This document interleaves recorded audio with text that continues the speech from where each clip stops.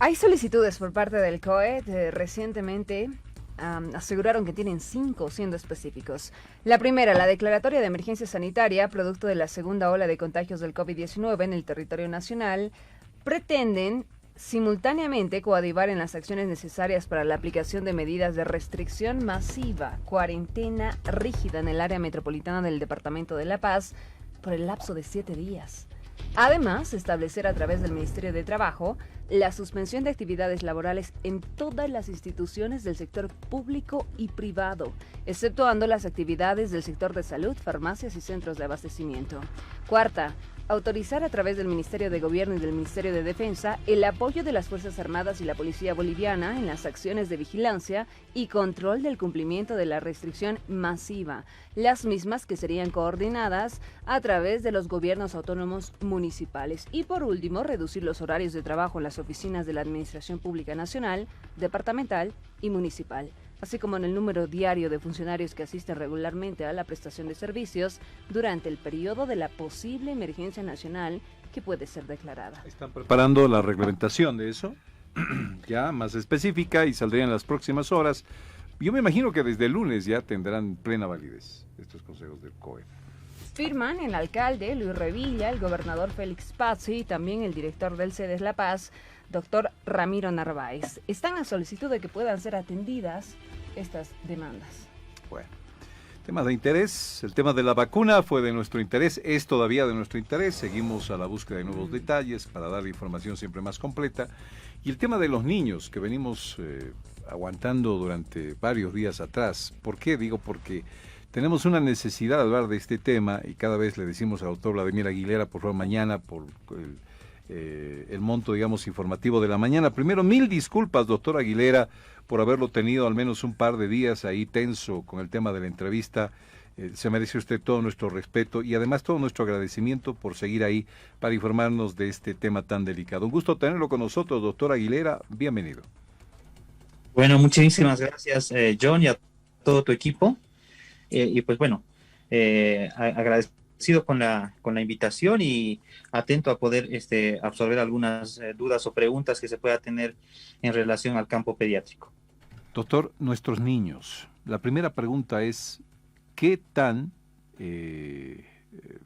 fácil es o qué tal fácil es de que el virus se apodere de ellos hoy en medio de este rebrote de la pandemia? Bueno, la situación en la población pediátrica en relación a lo que se comenzó a mencionar desde que comenzó el problema en diciembre del año pasado en China y se complicó y se consideró ya pandemia a partir de marzo, y el compromiso en la población pediátrica, de momento esto no se ha modificado. Es decir, la estadística muestra que la población pediátrica en relación a la población adulta tiene un compromiso menor, por un lado, y la severidad también puede ser menor cuando hablamos de lo que representa el compromiso respiratorio. Lo que sí se ha descrito en pediatría es una variedad de esta enfermedad que se conoce como síndrome inflamatorio multisistémico pediátrico y que representaría una respuesta inmune a partir de gatillarse la infección con el COVID-19. Básicamente, la posibilidad de que los niños puedan adquirir la enfermedad es baja y la severidad también es baja, y de momento esto con la segunda ola no ha cambiado. Sin lugar a dudas que desde el contexto de salud pública, el problema central con los niños implica de que ellos puedan ser portadores de la infección y esta la puedan llegar a diseminar. Evidentemente, las medidas que se han tomado durante la gestión 2020, que ha condicionado a que nuestros niños se queden en casa, obviamente llegado a permitir que la infección y transmisión desde la población pediátrica sea mucho más baja. Y aquellos pacientes en los cuales se ha desarrollado la infección, que la gran mayoría de estos casos han sido para manejo domiciliario y seguimiento en porcentaje importante, esta población pues generalmente ha adquirido la infección a partir de contactos, ya sean los padres u otro tipo de familiares en primer grado que conviven con ellos y que han sido los encargados de transmitir la enfermedad, ¿no? Doctor, ¿han llegado niños a terapia intensiva, primero? Y segundo, ¿cuáles son los síntomas? ¿Hay diferentes? ¿Son síntomas más intensos, menos intensos que se identifiquen a un niño con coronavirus? Bueno, hay población pediátrica que se ha visto evidentemente afectada y que ha ingresado a terapia intensiva, pero vuelvo a reiterar, la proporción es bajísima. Si hablamos de la población adulta, se calcula que del 100% de pacientes que desarrollan la enfermedad, aproximadamente un 20% pueden desarrollar los grados moderado, grave, crítico, que son los que requieren hospitalización y que van a requerir un porcentaje más bajo en terapia intensiva.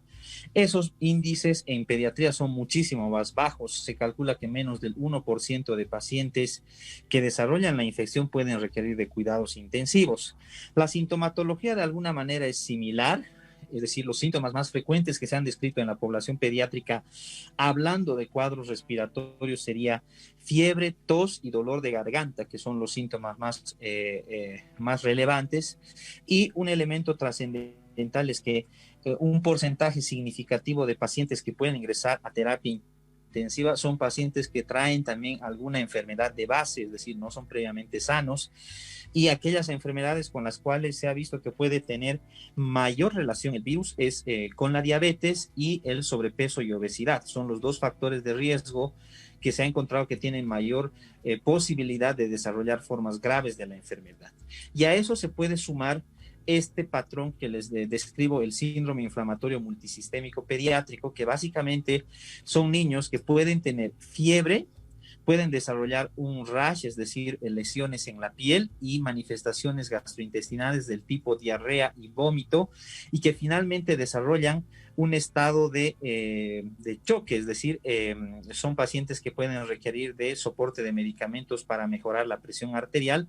Esa es una variedad que no es condicionante del proceso infeccioso como tal, sino lo que ocurre con estos pacientes es que gatillan una respuesta antígeno-anticuerpo a partir de iniciar la exposición al virus y que generalmente se manifiesta luego de 3 a 4 semanas. Entonces, en el caso de la experiencia que nosotros tenemos en el Hospital del Niño acá en la ciudad de La Paz, comparada con la descripción que han hecho las unidades de cuidados intensivos pediátricos en la ciudad de Santa Cruz, es baja.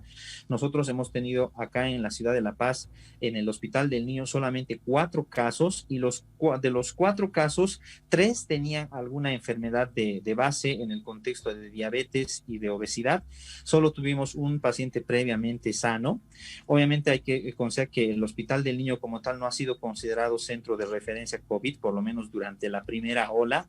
Ahora sabemos que las medidas se están llevando a considerar que todos los hospitales se manejen como centros COVID. Estamos esperando una respuesta oficial en ese sentido y puede que eventualmente tengamos un par de pacientes más que puedan ingresar a terapia intensiva con causa directa de infección por este virus. Doctor Aguilera, en esta oportunidad los saluda Heidi. Inevitable asegurar que los niños son desafiados constantemente por patógenos que son nuevos para sus cuerpos. ¿Qué ocurre con la nueva cepa de este virus? Bueno, hay muchas teorías que se han planteado de por qué el virus no podría tener un comportamiento tan agresivo como en la población adulta en los niños. Una de ellas justamente hace mención a que la presencia de reacciones cruzadas con con la exposición a otras vacunas podría un poquito generar algún efecto protector. Las otras cepas de coronavirus que comenzaron a afectar a la población desde el año 2000 en adelante fueron controladas y no tenían esa tasa de contagio que tiene este virus, y eso condicionó a que no se desarrollen vacunas como tal. Entonces, dentro de las muchas teorías que podrían explicar por qué los niños de alguna manera podrían presentar algún efecto protector que hace que sea un porcentaje muy bajo de niños que desarrollan formas graves de esta enfermedad, se plantea esta posibilidad de reacciones cruzadas con otras vacunas. Y de momento, las vacunas que se están implementando para COVID-19, la generación de una vacuna requiere de varias fases de preparación, y por el corto tiempo con el cual se han logrado establecer estas vacunas, que por cierto ha sido gracias a que ya habían avances con las otras vacunas para los otros tipos de coronavirus, todavía no se tiene estudios en población pediátrica, por eso que todavía no se administran en este grupo. Veremos a mediano plazo si es que el grupo pediátrico también va a recibir recibir la vacuna, ya que se tengan estudios que muestren su seguridad. Niños todavía no a la vacuna, eso es muy importante reiterarlo, ¿no? Habrá que esperar en De el momento, tiempo. no. Bien, pero uno se pregunta, ¿qué tienen los niños? ¿Qué tienen los niños que no tengan los mayores, que los hace más difíciles para el virus? Bueno, en realidad hay mucho que todavía tenemos por saber y conocer sobre este virus. Vuelvo a reiterar, una de las razones fisiopatológicamente, es decir, el compromiso a nivel pulmonar que se ha visto en población adulta, se ha visto que puede existir relación con algunos tipos de receptores que los niños no tienen todavía desarrollados y que este podría ser el gatillante para desarrollar la infección. Lo segundo, la situación de una probable protección cruzada que los niños tendrían a partir de recibir vacunas para otras enfermedades y que también podría condicionar un factor protector. El tercero, sin lugar a dudas, la población de niños que no tienen enfermedades de base, llámese diabetes, llámese sobrepeso, obesidad, que son enfermedades muy frecuentes de ver en la población de la tercera edad. Eso no se ve en pediatría, entonces podrían ser algunos de los factores que podrían ayudar a que el virus no manifieste ese grado de severidad en la afectación como lo hace en la población adulta. Bien, doctor, ¿algunas indicaciones que podemos darle a la gente en relación a sus niños y niñas en medio de esta pandemia? Sí, sin lugar a dudas, las recomendaciones más importantes que nosotros tenemos que realizar en la población pediátrica, primero, todas las medidas generales en cuanto a lo que es el aislamiento, porque sabemos que en los niños, sobre todo en menores de 5 años, es difícil que ellos puedan utilizar el cubrebocas. La Organización Mundial de la Salud indica de que incluso en este grupo de edad idealmente no deberíamos utilizar, sobre todo en menores de 2 años, por una medida de seguridad, este tipo de dispositivos. Ahora, si el niño colabora, lo tiene que utilizar, pero evidentemente en lo posible evitar la exposición, más ante cualquier persona adulta que comenzara a presentar cualquier síntoma respiratorio, tenemos que disminuir la exposición. La higiene de manos es una medida muy importante. Entonces, ante esta segunda ola, sin lugar a dudas que esas medidas generales que ya se han descrito desde el principio de la pandemia siguen siendo vigentes, ¿sí? Todo lo que represente medidas de prevención en cuanto a favorecer el consumo de algunos elementos o vitaminas, en lo que representa la alimentación natural, el consumo de zinc, la vitamina C, todos aquellos van a favorecer a que las mucosas refuercen sus defensas y de esa manera también disminuir el riesgo de transmisión de la enfermedad hacia los niños. Pero la medida más importante que tenemos que tomar en este momento con el incremento de los casos es evitar la exposición de nuestros niños a personas que puedan tener los síntomas o que ya tengan el diagnóstico confirmado para COVID-19, sumado a lo que es higiene de manos, y en aquellos grupos de edad, sobre todo mayores de 5 años, el uso del cubrebocas es importante. Doctor, ¿qué hacemos con el tema del cubreboca y los niños? Qué difícil es que se acostumbren, ellos quieren respirar, y más aún los bebés, ¿no? Ponerle de repente un cubreboca cuando uno sale, pues quitarle oxígeno al bebé, un dilema para los padres. Bueno, vuelvo a reiterar, la indicación de la Organización Mundial de la Salud en ese sentido menciona que el uso de cubrebocas en menores de 5 años es muy complicado y no se lo debería de utilizar siempre y cuando nosotros podamos en lo posible evitar que el niño se exponga. Ahora, si hay una situación en la que inevitablemente la familia tiene que salir con el niño fuera de casa, en menores de 5 años, todo va a depender de cuánto pueda colaborar el pequeño. Ahora hemos visto que hay muchos niños que colaboran con el uso del cubrebocas. Obviamente en los menores de 2 años esta situación es muy difícil. Los mayores de 5 años ya están en una edad en la cual ellos pueden fácilmente colaborar con esta situación. Evidentemente mantenerlos por tiempos prolongados es difícil, por eso se recomienda que en la medida que se pueda los niños no salgan de sus casas, y cuando tengan que salir, que sea el menor tiempo posible para que ellos no tengan que utilizar el cubrebocas por mucho tiempo, y obviamente habrá que un poquito buscar la manera de educar en los mayores de 5 años a que traten de no manipular mucho el cubrebocas. El grupo difícil puede ser entre los 2 y sobre todo 3 a 5 años, que es una edad donde algunos pueden colaborar más que otros, pero vuelvo a reiterar, en lo posible evitar que los niños requieran de utilizar cubrebocas, para eso tratar de que no salgan de casa en la medida que se pueda, y si van a salir, el uso de este dispositivo sea por corto tiempo, es decir, salidas cortas, para que de esa manera podamos evitar la transmisión de la enfermedad y sobre todo la seguridad para nuestros niños con el uso del cubrebocas. Muchísimas gracias, doctor Vladimir Aguilera. Valió la pena la espera para poderlo tener aquí en el programa y que nos hable de este tema. Gracias por su sapiencia, doctor. Si hay algo más que usted quiera decir al final, adelante, por favor. Muchas gracias nuevamente por la invitación, John. Llamar simplemente a la reflexión a toda la población en general.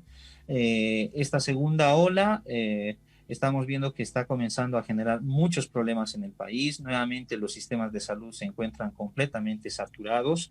Evidentemente la población adulta es la más afectada, pero de igual forma, es decir, la posibilidad de desarrollar mayor afectación de nuestra población es muy grande. Por eso todas estas medidas generales que se trata de impulsar en la población las tenemos que mantener y sostener. Llamo a la reflexión también a los medios de comunicación, que en algunos centros, si es que nosotros vamos a trabajar o nos vamos a encontrar en un ambiente donde nos encontremos muchas personas, y a una distancia que no sea la apropiada y que es la que nosotros estamos tratando de respetar, que pueda ser idealmente de 1,5 metros o 2 metros. Si no se puede mantener esa distancia, por favor, utilicen el cubrebocas, ¿sí? En muchos medios de comunicación se ve que algunos presentadores, no es el caso de ustedes, utilizan solamente la máscara de protección. Recalcarles que eso no sirve, es decir, la máscara tiene que ir acompañada del cubrebocas, si no, no es una forma de poder utilizar una medida de protección que en este momento representa la estrategia más importante, junto con el aislamiento en la medida que se pueda, como estrategias que nos permitan luchar frente al virus. Es importante entender también que desde que se aplica la vacuna no es que uno va a tener defensa desde ese momento. Nosotros tenemos que alcanzar títulos de anticuerpos para defendernos frente al virus, que habitualmente con la aplicación de una vacuna se logran luego de 3 a 4 semanas, y por otro lado la aplicación de esta vacuna va a implicar una dosis de refuerzo al mes de la aplicación de la primera dosis.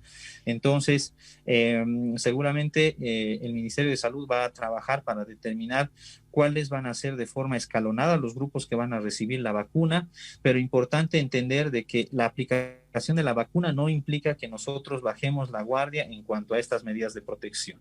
Muchísimas gracias, doctor. Le mandamos un abrazo. Gracias.